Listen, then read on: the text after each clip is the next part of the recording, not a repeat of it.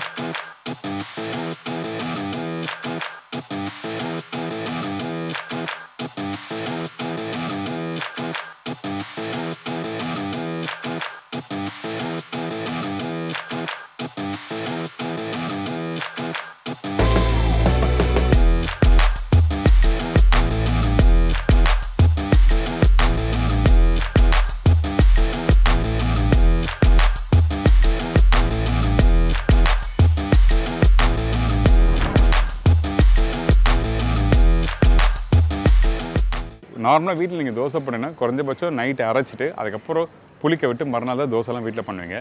இன்றைக்கி வந்து எப்படின்னா ஒரு 5லேருந்து ஒரு 10 நிமிஷத்தில் ஒரு ஈஸியான ஸ்டைலில் எப்படி தோசை பண்ணுறது, அதுவும் நம்ம வீட்டில் இருக்க பொருள் வச்சு பண்ணுறோம். அது மட்டும் இல்லை, இந்த தோசைக்கு தொட்டு சாப்பிட்றதுக்கு ஒரு கார பூண்டு சட்னி பண்ணியிருக்கேன்.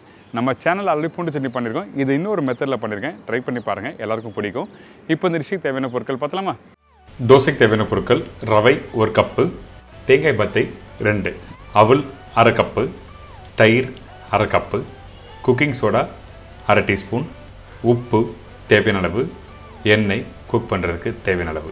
இதாங்க தோசைக்கு தேவையான பொருட்கள். ஃபஸ்ட்டு சட்டுன்னு தோசை ரெடி பண்ணுறதுக்கு பேட்டர் ரெடி பண்ணுறது எப்படி பார்க்க போகிறோம். அதனால் 1 கப்பு ரவை எடுத்துக்கங்க.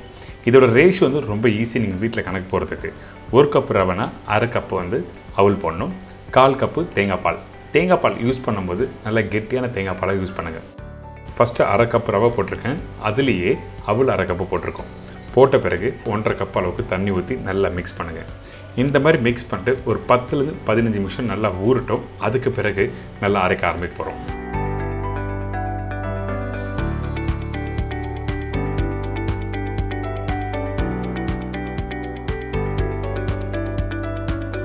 இப்போ 10 நிமிஷம் கழிச்சு எடுத்திங்கன்னா அந்த தண்ணி எல்லாமே ட்ரையாக இருக்கும். இந்த மாதிரி கெட்டியான பக்கம் வந்துருக்கும். நீங்கள் ஸ்பூன் எடுத்து பார்க்கும்போது தெரியும், சுத்தமாக தண்ணி கூடாது, அந்தளவுக்கு நல்லா தண்ணி உறிஞ்சிருக்கும் அந்த அவல்லையும் ரவைலையும். அதே டைமில் அந்த ரவையும் அவளும் நீங்கள் கையில் எடுத்து பார்த்தீங்கன்னா கையிலேயே நல்லா மசைகிற அளவுக்கு இருக்கும். நல்லா மேஷ் பண்ணலாம். அந்த அளவுக்கு நல்லா ஊறினா தான் ஈஸியாக அரைக்கிறதுக்கு நல்லாயிருக்கும். இதுக்கு பிறகு மிக்ஸி ஜாரில் அந்த அவலும் ரவையும் போட்டிருக்கேன். அதே மிக்ஸி ஜாரில் தேங்காய் பால் ஆட் பண்ணியிருக்கோம். 1.5லேருந்து 2 தேங்காய் பால் எடுத்துக்கலாம். ஆனால் தேங்காய் பால் எடுக்கும்போது நல்ல கெட்டியான தேங்காய் பால் இருக்கணும். தண்ணியாக இருந்தால் அரைக்கும் போது ரொம்ப தண்ணியாகிடும். அதனால் முடிஞ்ச அளவுக்கு நல்லா கெட்டியான தேங்காய் பால் போட்டு இந்த மாதிரி அரைச்சி எடுத்துருங்க. பார்த்தீங்களா, இந்த பேட்டர் எந்த அளவுக்கு ஃபைன் பேஸ்ட்டாக அரைக்க முடியுமோ அந்தளவுக்கு ஃபைன் பேஸ்ட்டாக அரைச்சிருங்க. இந்த மாதிரி டெக்ஸ்சரில்.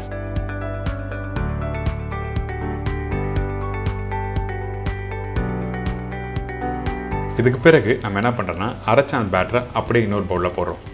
புளிப்பு தன்மைக்காக தயிர் ஆட் பண்ணியிருக்கேன்.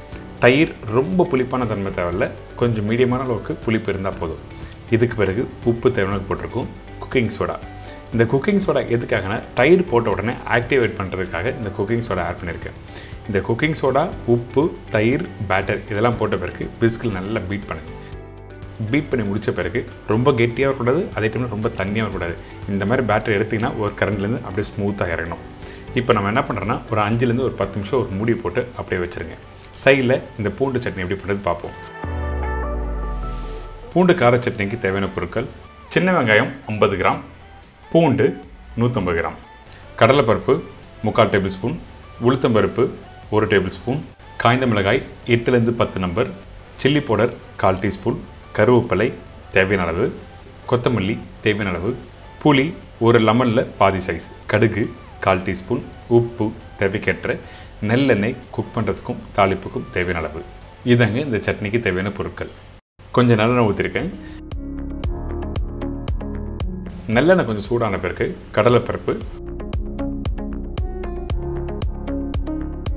உளுத்தம்பருப்பு கொஞ்சம் லைட்டாக வதங்கி வர டைமில் நம்ம என்ன பண்ணுறோன்னா சின்ன வெங்காயம், காஞ்ச மிளகாய், கருவேப்பிலை இது எல்லாத்தையும் ஒன்றா போட போகிறோம். அதனால் நான் சொன்ன குவான்டிட்டி பூண்டு கரெக்டாக போடுங்க. பூண்டு போட்ட பிறகு கருவேப்பிலை, சின்ன வெங்காயம், காஞ்ச மிளகாய். காஞ்ச மிளகா 8லேருந்து 10 நம்பர் சொல்லியிருக்கேன்ல, உங்களுக்கு காரத்துக்கு ஏற்ற மாதிரி 1-2 கம்மியாக போடலாம், இல்லைனா 1-2 அதிகமாக போட்டுக்கலாம். இதெல்லாம் போட்ட பிறகு ஸ்லோ ஃப்ளேமில் அந்த பூண்டு சின்ன வெங்காயம் வதங்கணும். இதில் வெங்காயம் எதுக்காக ஆட் பண்ணுறதுன்னா, அந்த வெங்காயம் நீங்கள் போட்டால் தான் லைட்டாக ஒரு இனிப்பு தன்மை வரும். அதனால தான் சின்ன வெங்காயம் முழுசாக போட்டிருக்கேன். அதே டைமில் இந்த பூண்டு நல்லா வதங்கணும். சில பேர் இந்த வெங்காயம் பூண்டை வதங்குற டைமில் கடலைப்பருப்பு உளுத்தம் பருப்பு தீ விட்டுருவாங்க. அப்படி போனால் கண்டிப்பாக நல்லா இருக்காது. அதனால ஸ்லோ ஃப்ளேமில் நல்லா வதக்கிடுங்க. வதங்கி வர டைமில் ஆல்மோஸ்ட் ரெடியான பிறகு கொஞ்சமாக தண்ணி ஊற்றணும். தண்ணி எதுக்காக ஆட் பண்ணுற கேட்டிங்கன்னா, அப்போ தான் அந்த டெம்பரேச்சர் கம்மியாகும். அப்படி இல்லைனா அந்த கடலைப்பருப்பு உளுத்தம் பருப்பு கலர் மாறிடும், பூண்டும் சின்ன வெங்காயம் கலர் மாறாது, கரெக்டாக வதங்கியிருக்கும். அதனால சேஃபர் சைடுக்காக கொஞ்சமாக தண்ணி ஊற்றிருக்கேன். இதுக்கப்புறம் இந்த வெங்காயமும் இந்த பூண்டு கையில் எடுத்திங்கன்னா இந்த மாதிரி வதங்கியிருக்கணும்.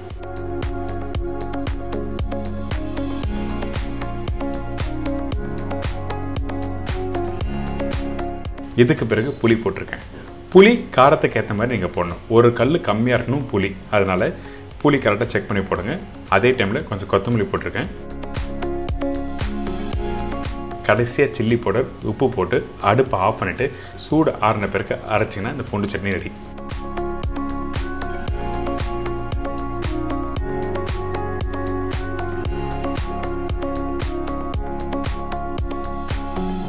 அடுத்தது மிக்ஸி ஜாரில் போட்டு அரைக்க போகிறோம்.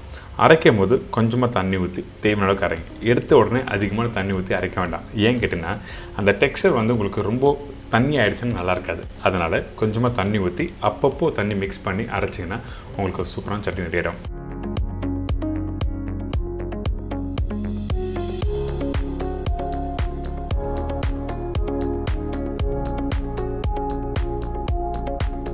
இதுக்கு பிறகு தாளிப்பு ரொம்ப இம்பார்ட்டன்ட். நீங்கள் எப்போவுமே சட்னி முடித்த பிறகு கடுகு, காஞ்ச மிளகாய், கருவேப்பிலை தாளிப்பு போட்ட உடனே அந்த சட்னியோட தொட்டு சாப்பிட்டு பாருங்களேன், சூப்பராக இருக்கும். பர்டிகுலராக இந்த மாதிரி சட்னி ப்ரிப்பரேஷன் பண்ணுறதுக்கு நல்லெண்ணெய் ரொம்ப இம்பார்ட்டன்ட். இப்போ சட்னி அரைச்சாச்சு, அடுத்து தாளிப்பு போட்டு மிக்ஸ் பண்ண வேண்டியதான். ஒரு 2-3 டேபிள் ஸ்பூன் எண்ணெய் ஊற்றிக்கிங்க. கொஞ்சம் கடுகு. சில பேர் கடலைப்பருப்பு உளுத்தம் பருப்பு தாளிப்பாக போடுவாங்க. வேணும்னா நீங்கள் போட்டுக்கலாம், ஒன்றும் தவறு எதுவுமே இல்லை. இப்போது இந்த கடுகு கொஞ்சம் லைட்டாக பொரிஞ்சு வரட்டும். அதுக்கு பிறகு காஞ்ச மிளகாய். காஞ்ச மிளகாய் 2 விதமாக போடலாம். ஒன்று உடச்சி போட்டுன்னா காரத்தோட தன்மை அதிகரிக்கும். அப்படி இல்லைன்னா சும்மா அப்படியே முழுசாக போட்டு கருவேப்பிலையும் போட்டு நல்லா தாளித்து அப்படி சட்னியோட மிக்ஸ் பண்ண வேண்டியதான்.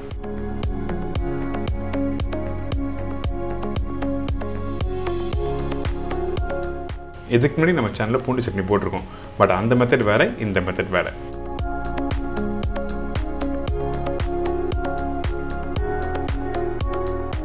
இப்போ இந்த பேட்டர் ஆல்மோஸ்ட் ரெடி ஆகிடுச்சு.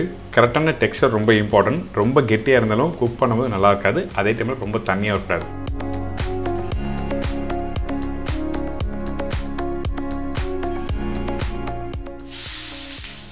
இப்போ தோசைக்கல் நல்லா சீசன் பண்ணுங்க.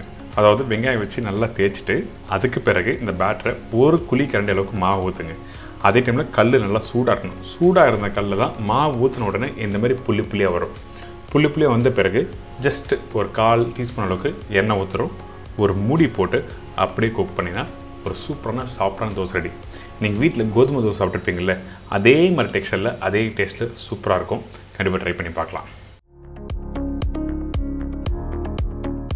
பார்க்கும்போது சூப்பராக இருக்குல்ல, அந்த புள்ளி புள்ளியாக அந்தளவுக்கு சாஃப்டாக சூப்பராக இருக்கும்.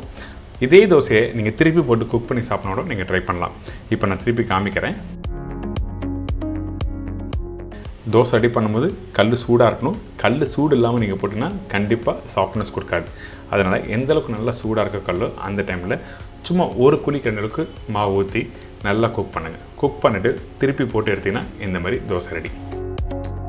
ஸோ இன்றைக்கி நம்ம சேனலில் ஒரு சூப்பரான இன்ஸ்டன்ட் தோசை எப்படி பண்ணுறது, பூண்டு கார சட்னி எப்படி பண்ணி சொல்லி கொடுத்துருக்கேன். கண்டிப்பாக ட்ரை பண்ணுங்கள். மறக்காமல் ஃபீட்பேக் கொடுங்க. என்ஜாய் பண்ணுங்கள்.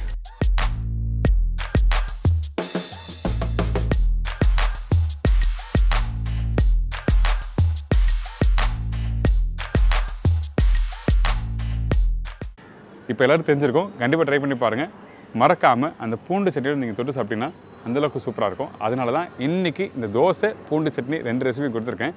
என்ஜாய் பண்ணுங்கள். இதே மாதிரி நாளைக்கு இன்னொரு சூப்பரான ரெசிபி சந்திக்கிறேன். நன்றி, வணக்கம். See you, bye bye, take care.